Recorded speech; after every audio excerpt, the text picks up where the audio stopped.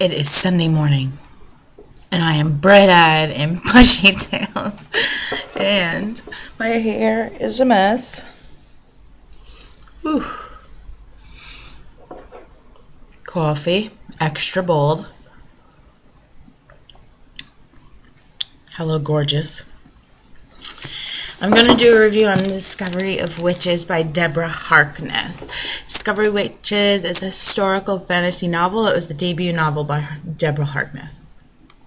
I've been intimidated by this book for a long time. I finally decided it would be a good read to start at the beginning of September. I'm already 91 books into, well, at the end of August, I was 91 books in to my challenge for 100 books for the year. I figured I had 4 months left, that it was time to take on some of these daunting books and read them. It took me over a week to read this book. It's almost 600 pages. It's a very involved story. There's a crazy, that was not a page to show you, crazy amount of text on each page. It's massive. It took me 90 pages-ish to really get into it, but I understand they had to kind of start the backstory. To me, the book gets really good halfway in. That's when you get the information you really want, and then it takes off. Could this book be shorter? Of course. Okay. So I'm going to tell you. I always have a problem saying this word. I know it's all chemical, so is it alchemy? Okay. So this is a story of Deanna Bishop, an alchemist history professor at Oxford University, who, after accidentally calling an elusive, long thought lost manuscript, is compelled to embrace the magic in her blood she has sought to keep out of her life and engage in a forbidden romance with the charming vampire Matthew Claremont.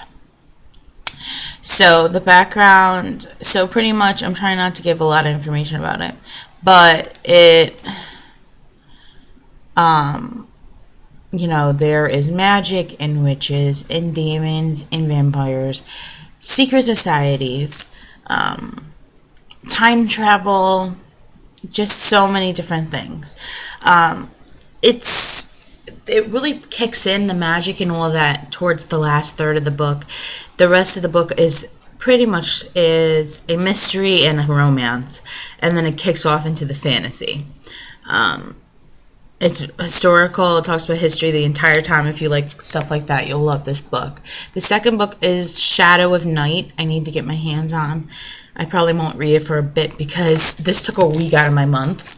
I finished this yesterday, and then I read Candy Girl, which is a book about a girl that was a stripper for a year, and she had a day job and decided to do that for side money. It was really interesting. It was a really quick read. It was like 212 pages, really like large font, and just read really fast. I read it in a couple hours.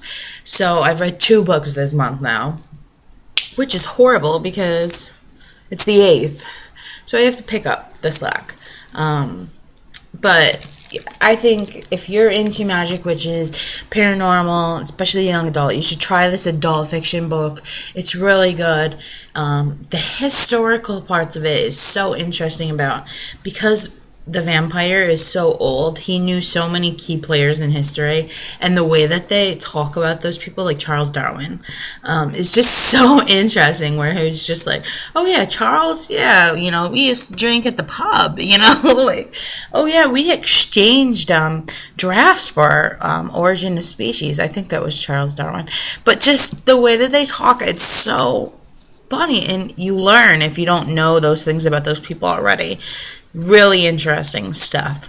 So I'm glad that I took the time.